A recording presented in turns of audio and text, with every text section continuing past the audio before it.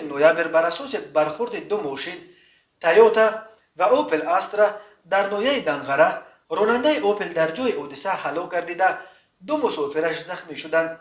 مرکز مطبوعات وزارت کارهای داخلی تاجیکستان خبر داد که صبح 8 نوامبر سال 2021 تخمینا ساعت 7:50 راننده автомашین تمغه تویوتا سعدانشویف شکرتشاه اودینایویچ سال تولدش 1972 ساکن شهر دوشنبه هنگام حرکت در شورای دوشنبه کولوب در حدود نویه دنغره به автомашین تمغه اوپل استرا تحت اداره راننده رجبوف نور محمد احمدویچ سال تولدش 1977 ساکن جماعت دهات اقصوی نویه دنغره برخورد است.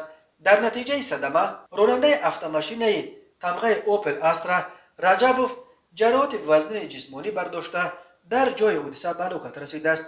مسافران این ماشین خواهر راننده رجبوف عدالت سال تولدش 1979 و عنایت و نازنین سال تولدش 2002 ساکنان شهر دوشنبه جراحت گوناگون جسمانی برداشته در بیمارخانه بستری گردیدند. بنا به اطلاع دریافتی راننده تویوتا به زادگاهش ولایت مختار کوهستان بدخشان رهسپار بود و ساکن هلاک شده دنغره به طرف دوشنبه میرفت. در عموم هر سال بر اثر صدمه ها در راههای تاجیکستان صدها نفر هلاک یا مجروح می شوند.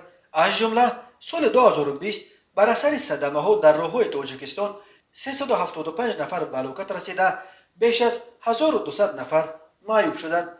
در نیمه اول سال 2021 در راههای تاجیکستان 151 نفر در صدمه های نقلیاتی جان باختند.